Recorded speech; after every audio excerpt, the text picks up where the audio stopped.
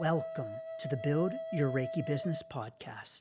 I'm Christian of Standing Stones Healing, founder of the Reiki Business Collective and creator of the Build Your Reiki Business program, sending blessings and best wishes to your Reiki business.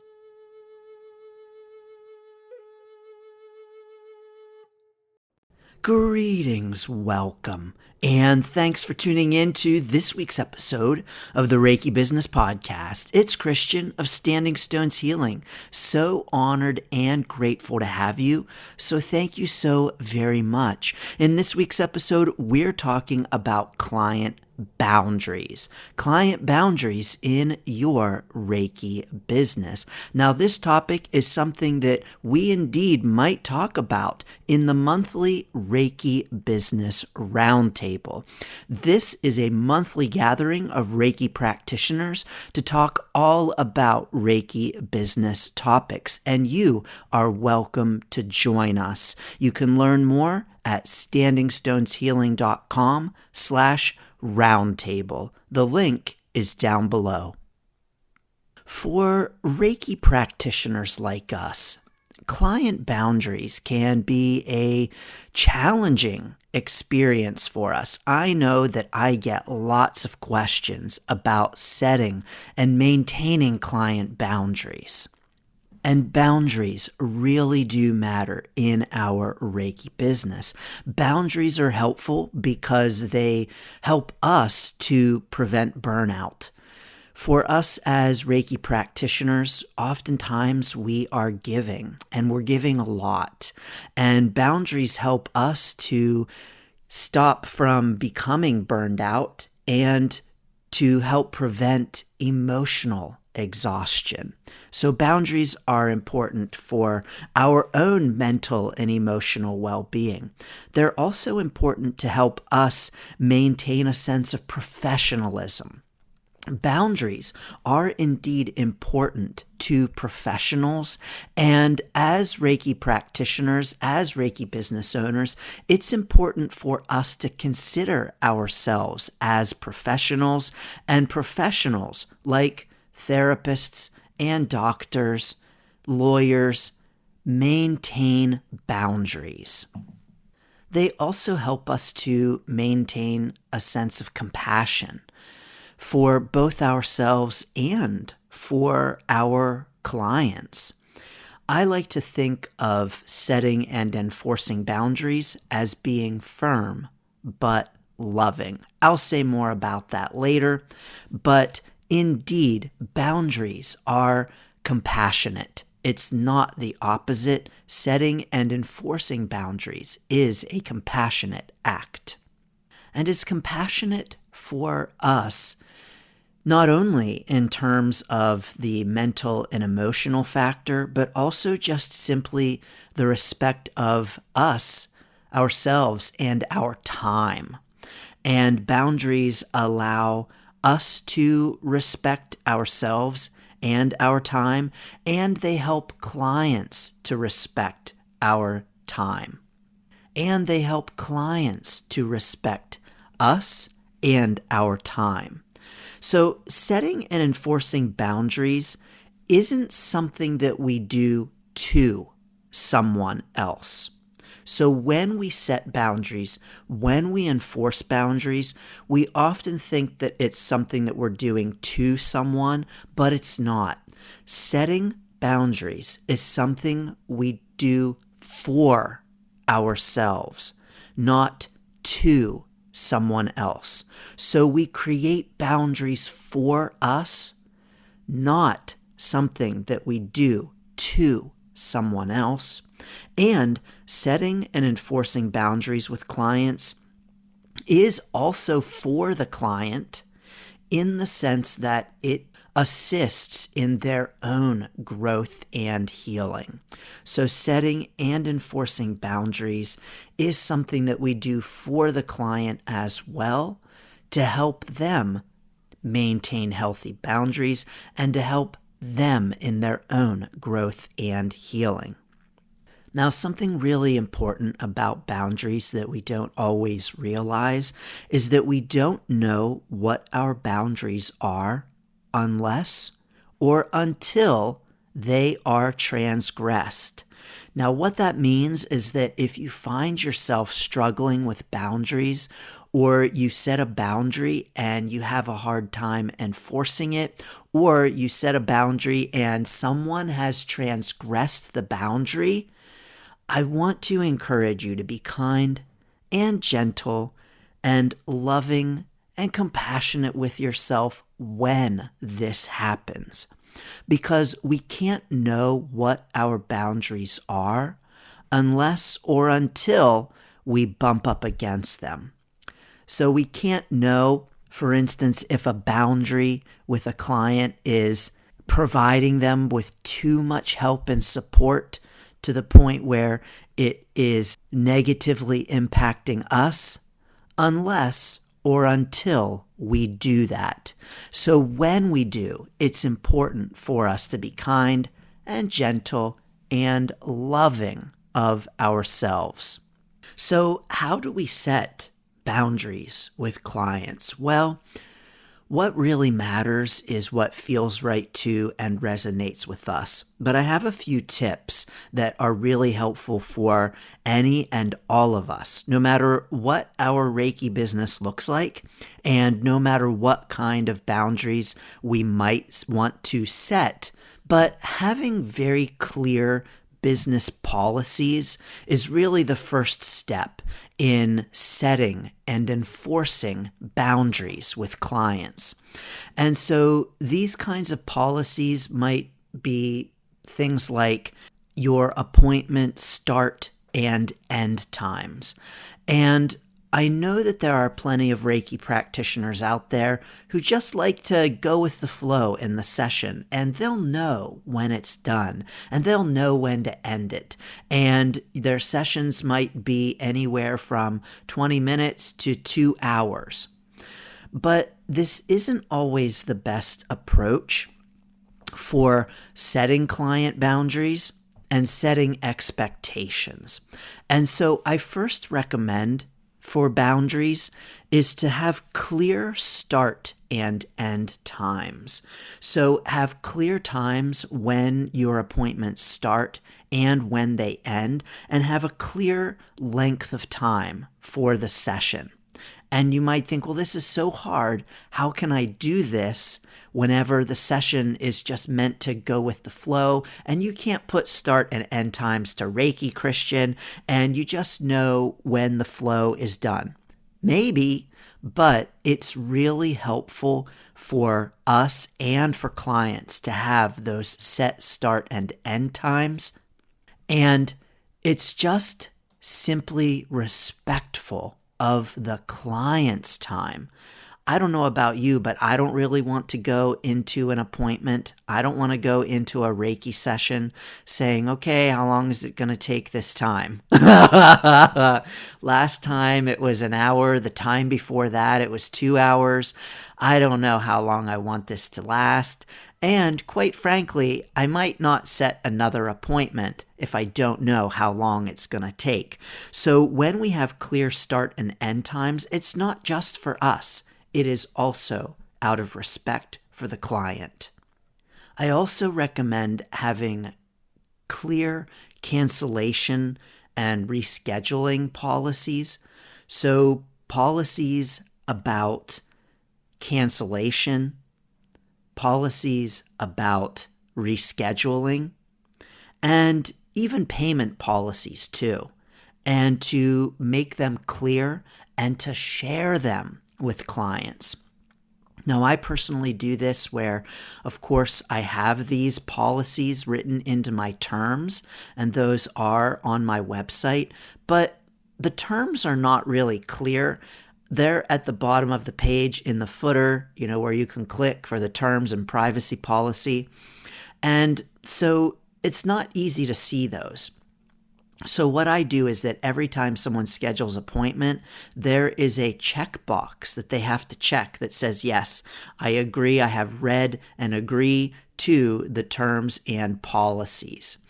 I might also clearly state the cancellation policy and that they agree to that as well. Now, whether or not a client reads them is frankly not my problem. But that they agree to them is my problem. And so making sure that we have those policies clearly written and that we're sharing them, we're making them easily accessible to clients is really important. So that if we have someone who comes to us and says, "Oh no, I need to reschedule, how do I do that?" You can say, "Well, it's in the policy, here's the policy," and just provide them with a link to the policy. Now, along with that idea is to reinforce the policies through your communications. So the ways in which you might interact with a client or a client might interact with you. So I mentioned, like in my intake process, whenever they book an appointment, it's right there in the scheduling platform that they have to agree to it. You may also want to reinforce these boundaries through your intake forms where, including the policies and procedures on your intake forms is a good idea. Even having someone agree to them on the intake form, checkbox, I agree to the policy, whether your intake form is written or digital, whatever format it might take. Enforcing the policies, reinforcing them through things like email or in your disclaimers, just making sure that you are communicating the policies clearly to clients and they're seeing these multiple times in different formats. And in addition to clear business policies, you can have clear personal policies as well. And these personal policies may center on things like when you will or won't respond to a client. So for instance, maybe responding to client phone calls or emails or texts during certain business hours. So you will only respond Monday through Friday, 9 to 5, or respond within 24 hours, but that if someone sends you a message, a phone call, an email, that you are not setting yourself up for the expectation that you're going to respond right away. And so if someone sends you a message, an email, and they don't hear back from you in 2 hours, and they send you another one, "Did you get my email?" Then you can respond with, "Thank you for your message.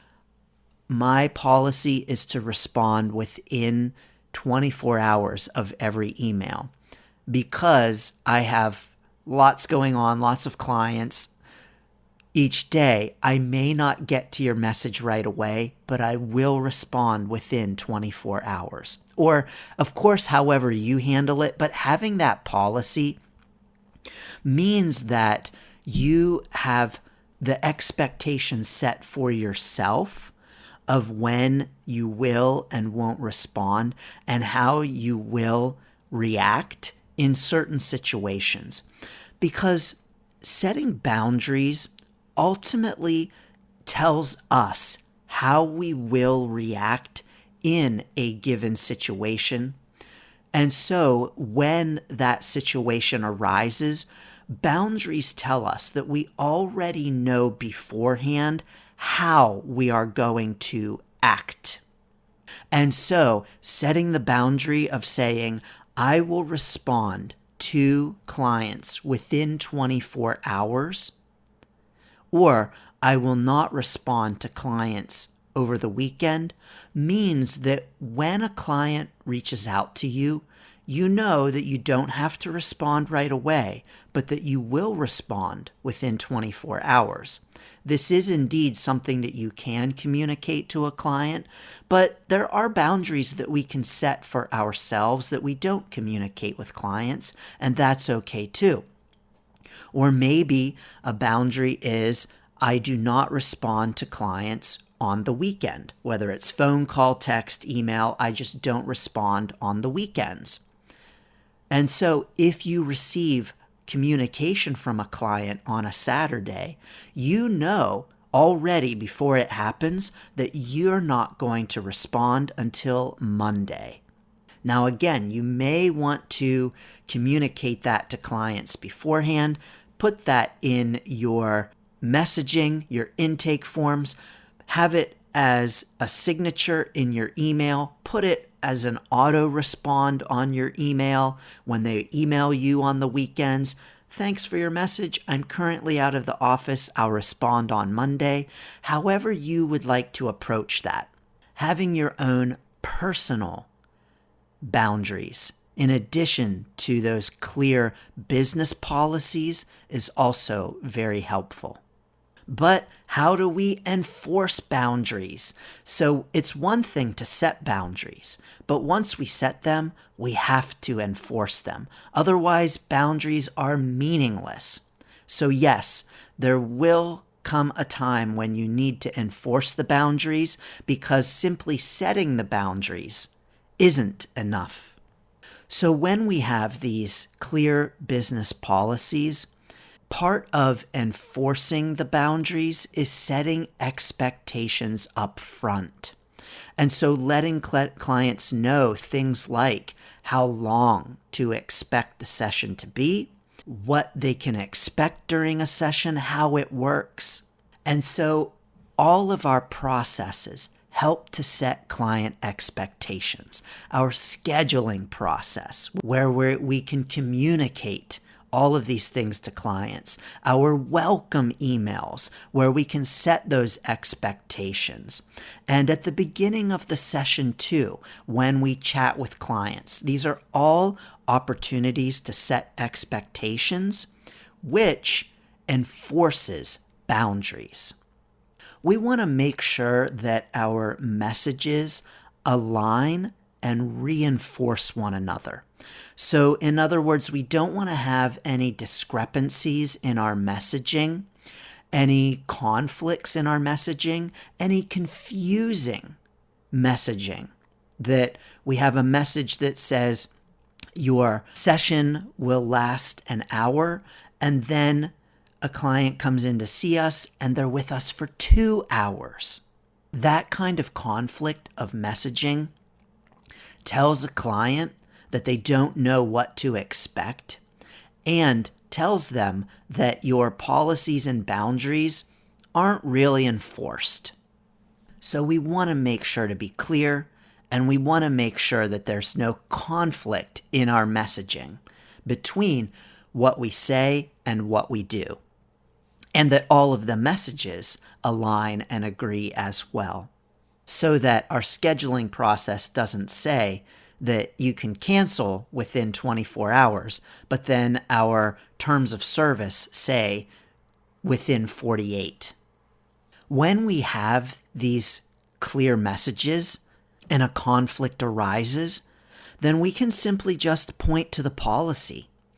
And so if someone wants to reschedule after canceling at the last minute, you can simply say, I'm sorry, but the policy says this. My business policy is. And so you can always blame the policy. You can always point to the policy when there's a conflict and say, I'm sorry, this is just my policy. And so then it's not a personal thing with the client, it's just the policy. And so then the client can know it's nothing personal against them, it's just the policy. I also recommend having something that you can't do, but rather that you can do. So in this instance where someone wants to reschedule right at the last minute, focusing on what you can do rather than what you can't do can be really helpful. So for instance, rather than saying, well, I'm sorry, we can't reschedule because of the policy, but we can fill in the blank.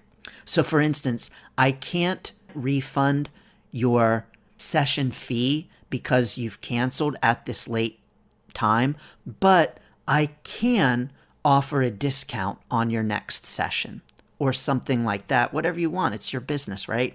But to focus not on what we can't do, but on what we can do. Boundaries are not so much a no as they are a yes. When we have a boundary, like a fence, we might think that the boundary is saying no. No, you cannot cross this fence. No, you cannot come inside. But a boundary is also saying yes. Yes to what's inside the fence. Like, do you see all of this space inside the fence? Yes to all of this space. You can go anywhere you want within this boundary. You can't go outside the fence, but you can go anywhere you want inside the fence. So boundaries we can think of as a no, but they are also a yes to what's inside the boundary. And so focusing on the yes of the boundary can be really helpful when we're dealing with enforcing boundaries. And so we're focusing on the yes, we can do this rather than on the no. So when we enforce a boundary, we have a client coming to us and saying, I need to cancel last minute. Can we reschedule? I'm sorry. It's in the policy. We can't reschedule at the last minute, but we can fill in the blank, whatever it is for you in your business.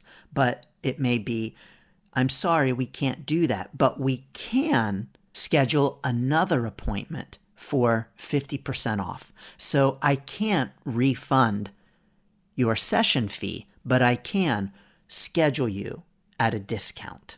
So focusing on the yes and what can be done during the enforcement can be helpful when we have to enforce boundaries, which, of course, as business owners, we will need to do. And boundary enforcing situations come up all of the time in our Reiki business. You are not a bad Reiki business owner when they do come up. So please know that you're not doing anything wrong. It's simply part of the process of having a business. And so when these situations arise, it's not a matter of if, but rather when. And when they arise, it's important for us to be firm, but loving. We can be firm and loving at the same time. And so to be firm on the boundaries, but to bring kindness and compassion to the enforcement of the boundaries. Our clients, when they do things like cancel last minute, are not trying typically, they're not trying to be pains in the butt. And they're not trying to be challenging. And so it's important for us to remember that and to bring kindness and compassion. Absolutely, bringing the precepts to our enforcement of boundaries is really important. Reiki is here to support us with the enforcing of boundaries, with those precepts. Just for today, being kind with the enforcement of boundaries, right? And of course, offering ourselves Reiki for support in the creation and enforcement of our client boundaries. So, what are your thoughts on client boundaries? What are some of your boundaries and how do you enforce them? Whether they are with late payments or frequent cancellations or clients messaging you with lots of questions or friends as clients. There are so many kinds of boundary situations. We can't talk about them all in a single podcast episode. That's why you can join us in the Reiki Business Collective Facebook group and tell us all about it at facebook.com/groups/Reiki Biz. Sending lots of blessings and best wishes to your Reiki business. Thanks for tuning in to the Build Your Reiki Business podcast. Please like, share, subscribe, and send to a friend. Learn more about the Build Your Reiki Business program at standingstoneshealing.com/build, sending blessings and best wishes to your Reiki business.